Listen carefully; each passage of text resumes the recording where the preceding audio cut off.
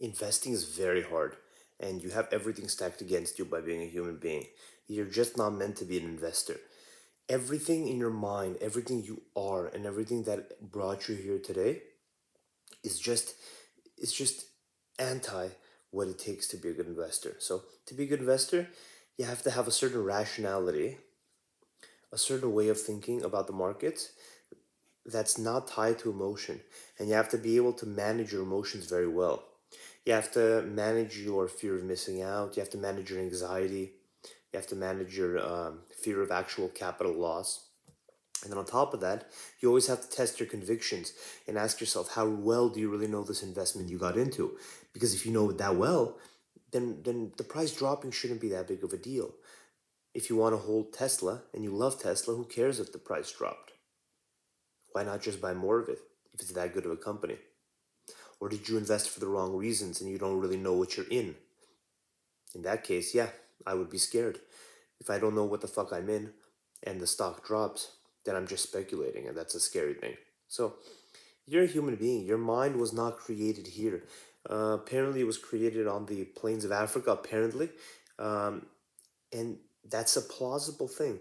But even if it wasn't created then, even if it was created elsewhere, it definitely wasn't created in a capitalist modern society. And so you're just not equipped. You just don't have the skills to invest. You were never meant to be an investor. You were never meant to accumulate wealth. You were maybe meant to try to accumulate some power within your local tribe or your very local community. But that power would only last for a little while because most of that power would be derived from most of it would be derived from your youth and your physical capabilities. Now, it wouldn't all be derived from your physical capabilities because when we observe monkeys and we observe other animals, it's not always the strongest that just dominates, period. It's the strongest with attenuation, very important attenuation, especially in mammals, um, especially in monkey-like mammals. There's an attenuation to that concept where you have to be powerful, but you also have to be a little kind. So if you're the most powerful and you're vicious, the you know, so if you're if you're twice the size of every other person in the community, and you're a vicious fuck, okay, one day at night, then the next three biggest guys are gonna come and kill you. So it's not something that they're gonna get away with for a long time.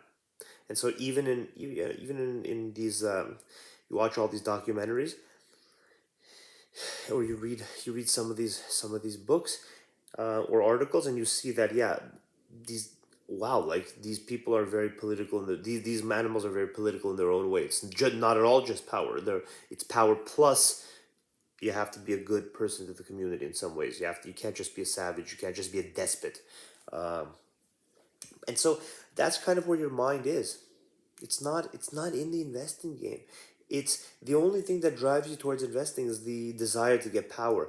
But the problem is that the way your mind was created to get power versus the way it actually can get power today is very different. The way it can get power today is not the same way as it could get power in the past. If you try to get power like a monkey or an ape, or like your great great great great great grandpa would have tried to get power, or maybe your great grandpa to the hundredth, somebody thousands and thousands of years ago would have tried to get power, any of our ancestors. If we try any of that, we'll end up in a very bad place. In the worst places, we won't have any power at all in the society.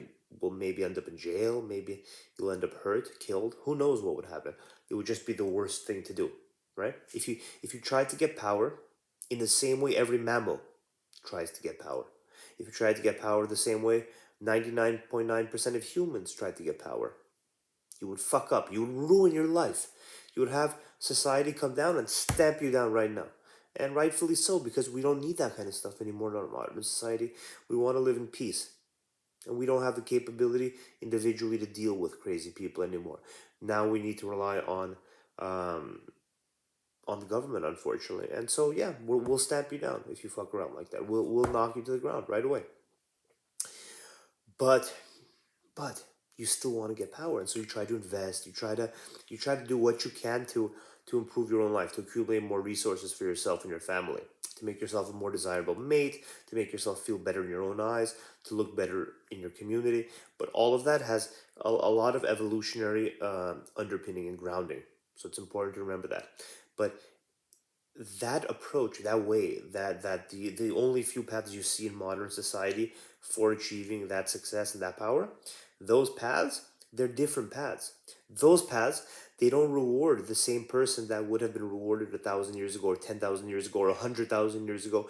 They don't reward that kind of power and that kind of ferocity, and that kind of intensity. They instead reward planning, they instead reward prudence, they instead reward the ability to wait and delay gratification, and they reward the ability to separate your emotions from your decision making capabilities, which is incredibly hard because, as Daniel Kahneman taught us, I think it makes sense what he's saying. I don't know if it's definitively true. Maybe in the future they'll show that it's not exactly true. But as Kahneman taught us, the the semantic part of your brain, or the part that actually, the rational part of your brain, is a slave to the emotions, not the other way around.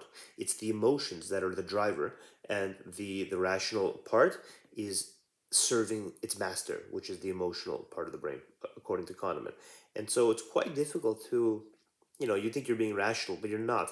You're they're just serving your emotions no matter what. So it's kind of an interesting illusion when you think you're being rational.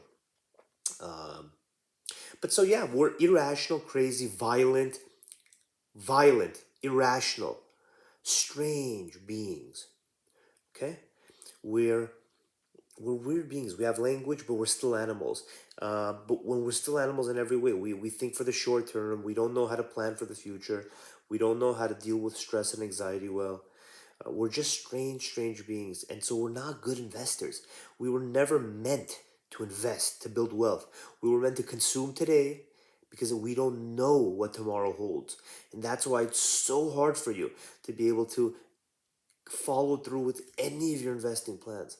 Why everything just seems to fall apart for you when you're investing. Even though you have the best intentions and you think you know the right things to do, you watch YouTube videos, you educate yourself, and you still find it difficult. And sometimes the best people, the people with bachelors and masters and PhDs in finance, they're the worst, some of the worst investors ever.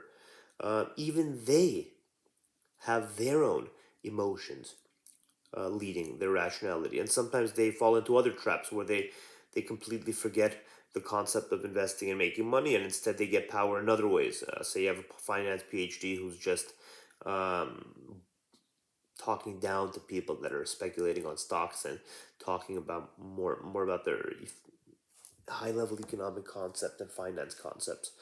And that's kind of what I experienced when I got my master's in finance. During my master's in finance, I mean, I had been investing already for years, and I was like, dude, this is what I'm getting a master's in finance. This is the stuff I'm learning. These are the people I'm surrounded by. These are my professors. These people, what the heck, dude? What are these people interested in?